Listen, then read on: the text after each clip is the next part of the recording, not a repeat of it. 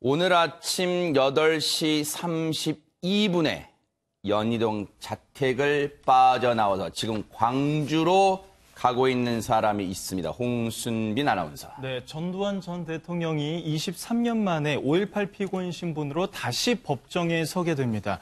고 조비오 신부에 대한 명예훼손 혐의로 재판을 받게 된 건데요. 오늘 오후 2시 30분 광주지법에서 열리는 재판을 받기 위해서 퇴임 이후 처음으로 그리고 기소 10개월 만에 재판을 받기 위해서 다시 광주로 재판으로 받기 위해서 향했습니다. 네. 이렇게 서울 연희동 자택에 거주하고 있는 전두환 전 대통령은요. 오늘 오전 8시 32분경 승용차를 타고 자택을 나섰고요. 네. 1시 30분에 광주지법에 도착하면 네. 법원이 발부한 구인장이 집행될 것으로 보입니다. 네. 퇴임 이후 처음 재판받는 건 아니죠? 그 전에 5.18 당시에 이제 내란 및 내란 목적 살인, 뇌물 등 혐의로 구속기소돼서 1996년 재판받은 바가 있고 97년에 이제 이 특별 사면을 받았어요. 그러니까 처음 퇴임 후의 첫 재판은 아닙니다.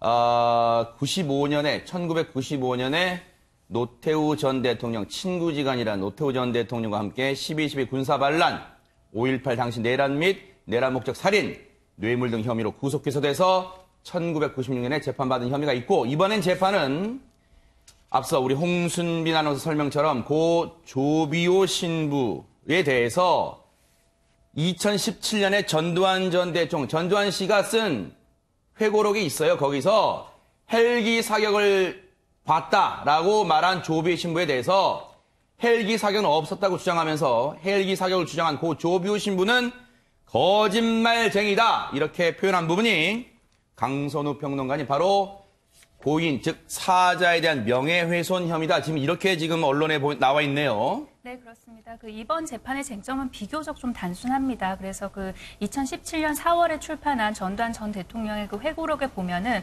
5.18 당시 헬기 사격이 없었다고 썼어요. 그래서 이거 관련해서 이 내용이 허위냐, 그리고 알고도 썼느냐, 고의성 여부를 판가름하게 됩니다. 회고록에 보면은 헬기 사격이 없었다고 했는데, 근데 헬기 사격 여부에 관해서 헬기 사격이 있었다는 그런 정황 근거나 믿을 만한 근거들이 상당한 상황입니다, 현재는. 네. 예를 들어서 특별조사위원회가 지난해 2월에 조사 결과를 발표를 했어요. 네. 5.18 당시에 계엄군에 의한 헬기 사격이 존재했다고 결론을 내렸습니다. 네. 그리고 또한 국과수도 조사를 했는데요. 네. 전남도청 앞에 전일빌딩 건물 있지 않습니까? 네. 거기에서 타는 흔적을 분석을 했는데 분석 결과 헬기에서 발사한 것으로 보인다고 감정을 했고요. 네. 그리고 이뿐만 아니라 군 문서에는 확인이 돼 있습니다. 헬기 사격을 지시를 했다는 거. 그리고 이 외에도 다수의 목격자들 증언까지 네. 또 헬기 사격이 있었다는 걸 뒷받침하고 있고요. 네. 그리고 나머지 하나의 쟁점은 전두환 전 대통령이 17년 4월에 회고록을 출판했지 않습니까? 그럼 네. 이 당시에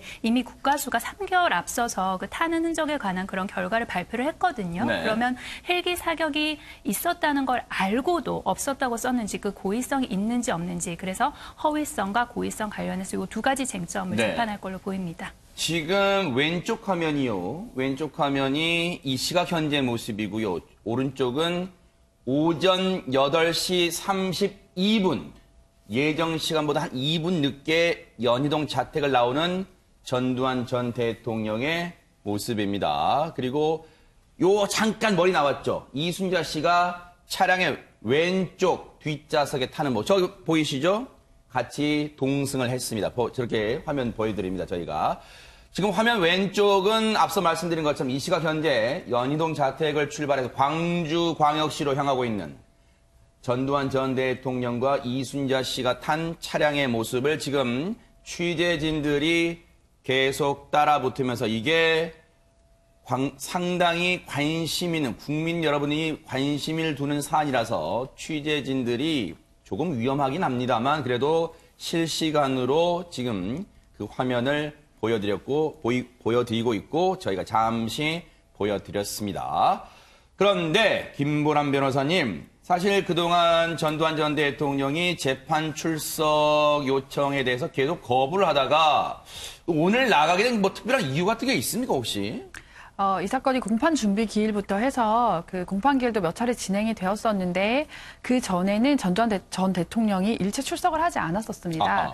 근데 지금 이 사건이 형사 사건이고 민사 소송 같은 경우에는 변호사가 대리할 수 있는 구조이지만 형사 소송은 사실 형사 재판이 진행되면 당사자인 피고인이 필수적으로 출석을 해야 되거든요. 네. 예. 그러니까 출석을 하지 않을 경우에는 불구속으로 진행되다가도 이제 구속 재판으로도 전환되기도 하는데 네.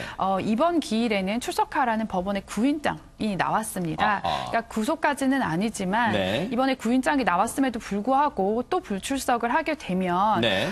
실제 구속까지 이어질 가능성도 높아지기 때문에 네. 아마도 이제 출석을 자진해서 하기로 결심한 것으로 보입니다. 네. 사실 뭐 오늘 이 연희동 자택에서 나올 때 오윤성 교수님 뭐 예전에 했던 그 뭐 있죠? 뭐 골목 성명이 있었잖아요. 그래서 오늘도 혹시 뭐 골목에서 뭔가 입장을 밝힐까? 이른바 또 제2의 골목 성명이 있을까? 뭐 취재진들도 기대를 했습니다만 일절 얘기하지 않고 앞서 보신 것처럼 일단 차량에 탔어요. 근데 지금 이순자 씨가 같이 그 차량을 타고 광주로 가고 있는데 재판에도 같이 참석을 한다면서요? 네, 그렇습니다. 이제 네. 전두환 전 대통령 측에서 네. 이순자 여사 관련돼서 재판에 동석을 신청을 했습니다. 네. 사실 이제 형사소송법 제 163조 2에 보게 되면은 신뢰 관계인이라고 하는 그 조항이 있어요. 그거는 네. 어떤 것이냐면 이제 피고인의 건강이라든가 고령 뭐 이런 여러 가지 네. 또 심리 상태까지를 고려를 해가지고 네. 배우자라든지 뭐 형제 자매 또 가족 동거인 뭐 여러 사람들이 같이 그 재판에 참석을 할 수 있도록 그렇게 돼 있습니다. 그것은 이제 여러 가지 그 피고인에 있어서의 그 심리적인 안정이라든가 네. 또는 이제 원활한 의사소통이라든가 이런 것들이 이유가 될 수 있는데요. 네네. 사실은 이제 이번에 그 이 전두환 전 대통령이 지금 광주로 가게 되는 그 이유는 네. 가장 핵심적인 것이 뭐 그 이전의 건강이라든가 이런 것도 뭐 이제 그 표면적인 이유가 됐습니다만 네. 사실 전두환 전 대통령 측에서는 네. 재판을 서울에서 받게 해달라고 요청을 했지 않았습니까? 그런데 이제 그것이 받아들여지지 않고 네. 있는 그런 상태이기 때문에 네. 지금 이제 두 사람이 부부인 관계이기 때문에 같이 가서 동석을 하는 것이 아하. 어떤 그 심정의 안정 측면에서는 훨씬 더 네. 도움이 될 것이다 이렇게 판단을 한 것 같아요. 네. 그런데 이제 앞서도 제가 오프닝 때 말씀드렸습니다만 최명기 원장님 그 알츠하이머를 앓고 있다는 신빙성에 대해서 많은 분들이 고개를 갸우뚱하세요. 그런 사람이 어떻게 회고록도 쓰지? 그렇게 생각하실 것 같습니다. 몇 가지 가능성이 있는데요. 제가 이제 전두환 대통령을 직접 본 거는 아니어서 네. 전두환 전 대통령에 대한 어떤 특정한 얘기나 일반적인 경우의 얘기가 되는데요. 네. 첫 번째는 이제 알츠하이머를 진단을 받더라도 그 어떤 그 정도의 차이는 있습니다. 네. 그렇기 때문에 경도의 알츠하이머를 갖다 앓고 있었는데 네. 본인이 이제 재판도 받아도 되고 스트레스가 있으니까 불안함보다 급속도로 안 좋아졌다가 네. 불안에 대해서 어느 정도 익숙해지니까 나아졌을 가능성도 있고요. 네. 두 번째는 이제 우울증의 가능성도 배제할 수는 없습니다. 우리는 네. 흔히 이제 어르신들이 갑자기 기억력이 떨어지게 되면은 그거를 갖다 치매를 제일 먼저 생각하는데요. 네. 사실은 어르신들의 우울증은 기억력 장애로 오기도 합니다. 네. 근데 우울증은 6개월에서 1년 정도 있으면 저절로 10명 중에서 7명이 좋아지기 때문에 그 다음에는 이제 본인이 스트레스 받는 게 없어지게 되면 이제 조금 나아지게 된다고 느낄 수도 있고요. 네. 이제 마지막 경우는 또 우리가 이제 겐셔증후군이라 그래가지고요. 본인이 거짓말을 하는 건 아닙니다. 그런데 뭔가 질문을 갖다 하게 되면은 근접한 대답을 해요. 예를 들어서 뭐 2 더하기 2는 몇이에요? 그러면은 4라는 대답은 안 하지만 뭐 3이라고 대답한다든가 네, 네. 뭐 옛날에 살았던 게 어디예요? 그러면 그 옆에 동네 이름을 얘기한다든가 네. 본인이 꾀병을 부리는 건 아닙니다. 네. 그러나 본인의 기억력이 어떤 스트레스나 본인의 이익이 걸렸을 때 일시적으로 안 좋아지는 것처럼 대답을 잘 못하다가 네. 사라지면 좀 좋아질 수도 있고요. 네. 물론 마지막 경우로 우리가 절대로 배제해서 안 되는 거는 일반적으로 거짓말일 가능성도 배제할 수는 없습니다. 네. 어쨌든 오늘 광주지방법원 대법정에서 이제 재판을 받게 되면요. 오후 2시 반입니다. 이제 한 몇 시간 남은 거예요? 한 5시간 남았네요. 2시 반이면 광주지방법원 대법정에서 재판을 받게 되면 알겠죠? 판사님이, 재판장님이 아실 거예요. 이런저런 질문하다 보면요. 일단은 오윤성 교수님, 뭐 앞서 알츠하이머 얘기 나왔을 때도 이제 언론도 그랬습니다만 많은 분들도 야 이거 재판 회피하려는 거 아니야? 그런 속셈 아니야? 많은 지적이 있었습니다. 네, 이제 왜 그러냐 하면은 그 당시에 이제 그 방금 쭉 나온 네네. 여러 가지 어떤 얘기들도 있고 사실은 이제 저 같은 경우는 이제 이쪽 분야의 전문가가 아니기 때문에 네. 우리 그 최 원장님이 아까 말씀을 하셨는데 이 알츠하이머라고 하는 것이 어떤 그 스트레스에 의해서 이것이 네. 악화될 수도 있고 또는 좀 나아질 수도 있다라고 이제 그 우리가 얘기를 하지 않습니까? 네. 근데 이제 이런 얘기가 있었던 것이 당시에 이제 전두환 전 대통령이 아마 골프를 치러 갔는데 네. 주위에 그 목격자가 있었던 것 같아요. 이제 그 사람이 얘기를 했는데 이건 그 사람의 주관적인 시각에서 얘기를 하는 겁니다. 그런데 상당히 뭐 건강 문제 같은 것이 별로 없이 보였다. 이제 이렇게 얘기를 했었고요. 네. 그리고 이제 만약에 이 사람이 주관적으로 생각할 때 알츠하이머라고 만약에 본인이 생각을 했다면 네. 그것에 비해서는 훨씬 더 뭐 골프라든가 이런 것에 대해서 전혀 문제가 없었다. 이제 이런 얘기가 있었거든요. 네. 그렇기 때문에 이제 이러한 그 알츠하이머를 얘기하는 것은 재판을 회피하기 위한 그런 것이 아니냐라고 하는 얘기가 나올 수 있는데 네. 그것은 이제 아까 얘기도 나왔습니다만 이 알츠하이머라고 하는 것 자체에 대해서 네. 어떤 그 스트레스성이라든가 이런 것과 연관돼서 굉장히 빠른 시간 내에 나빠질 수 있는 그 가능성 뭐 아까 말씀을 하셨던 어떤 그 이것이 재판을 회피하기 위한 하나의 어떤 그 핑계 뭐 이 두 가지의 그 가능성이 다 존재를 한다라고 볼 수 네. 있겠죠. 과거에 전두환 전 대통령, 뭐, 이 또 심적으로는 방송 보신 분들 중에서는 왜 또 전 대통령, 전두환 전 대통령을 꼬박꼬박 호칭하냐 하시는 분도 이제 계시겠지만, 일단은 오늘 뭐, 전두환 전 대통령을 일단 호칭을 하겠습니다. 물론 전두환 씨라고 하지 않느냐 하는 분들도 이제 계시겠지만요. 전두환 전 대통령이 5.18 광주 민주화 운동과 관련해서도 막말에 가까운 발언들을 많이 쏟아냈었습니다. 그 얘기 마저 들어보시고요. 이어가 보도록 하겠습니다. 이 광주 사태는 우리 건세사에 있어서 가장 불행한 일이었던 것입니다. 만족스러운 해결을 하지 못해서 대단히 유감스럽게 생각을 하고 있습니다. 80년 5월 광주에서 발생한 비극적인 사태는 우리 민족사의 불행한 사건이며 저로서는 생각만 해도 가슴이 아픈 일입니다. 그 비극적인 결과에 대해 큰 책임을 느끼고 있습니다. 당시 5월 22일 자위권 발동도 가능하다는 계엄사령부의 작전 지침이 지휘계통을 통해 발달된 것으로 알고 있습니다. 자위권의 발동은 최악의 상황에서만 현지 지휘관의 사태 판단에 따라 제한적으로 활동할 수 있는 것입니다. 당시 위급한 상황에 처한 현지 지휘관들이 자위권 행사에 국가기준을 당도에서나 답변이 끝난 다음에 계엄사령부 등의 발표 선정 발표. 사령부나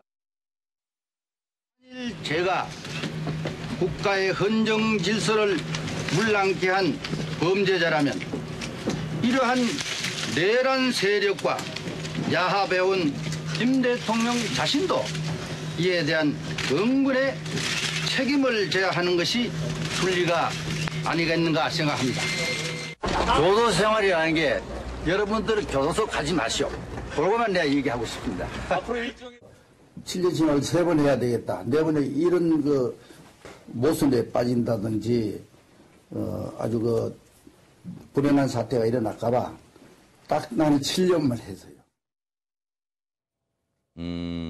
본인의 결단으로 대통령의 단임제가 시작됐다. 뭐 마지막에 자화자찬 발언도 있었습니다. 그런데 강선우 평론가님, 부인 이순자 씨의 발언도 정말 많은 국민분들 분노케 만들었어요. 그렇습니다. 네. 그 이번에 그 전두환 전 대통령이 이제 재판에 출석을 하네 알츠하이머네 뭐 그다음에 독감에 관련된 그런 과정에 있어서 부인 이순자 여사가 모 인터넷 방송에서 인터뷰를 한 게 있습니다. 그래서 그 인터뷰 중에 전두환 전 대통령이 연임을 하지 않았기 때문에 민주주의의 아버지라는 그런 이해할 수 없는 말을 했어요. 그 이번 사건 관련해서 그리고 지난번도 마찬가지지만 우리 국민이 전두환 전 대통령에게 가장 분노하는 이유는 그리고 이순자 여사도 마찬가지지만 어떤 태도입니다. 그 5.18 그 민주화 운동은 네. 분명한 피해자가 있는 그런 사건 아닙니까? 유가족도 네. 있는 것이고 우리가 뭐 작은 잘못을 해도 사람들이 사과를 하고 반성을 해요. 그런데 이거는 그렇죠. 정말로 작은 잘못도 아니고 수많은 사람들이 죽은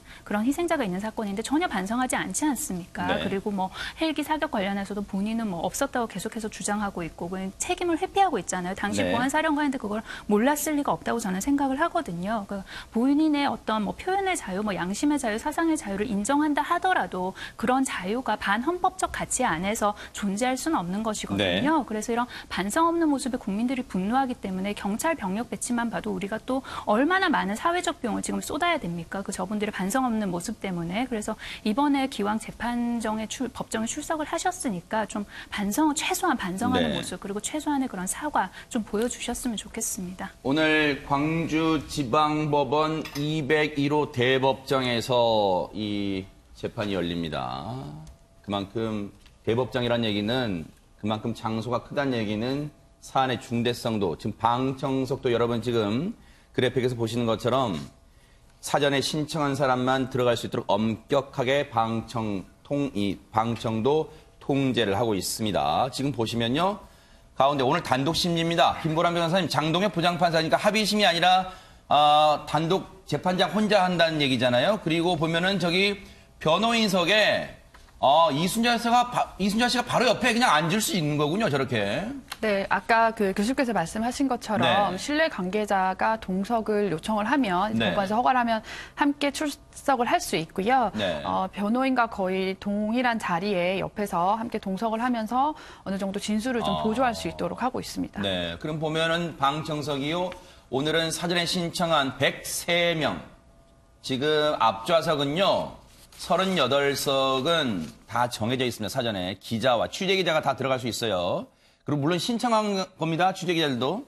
그리고 5.18 광주 민주화운동의 당사자분들. 그리고 실제 피해자분과 유족분들, 당사자분들 들어가 계시고 그리고 뒤에 나머지 65석은 일반인 분들 중에 신청하신 분들이 오늘 또 방청을 할 수 있습니다. 그만큼 초미의 관심을 모으는 이 재판 계속해서 뉴스파이터가 따라붙어 보도록 하겠습니다. 이 재판 얘기는요, 오후 와이드 시간에 더 자세히 전해드리도록 하겠습니다.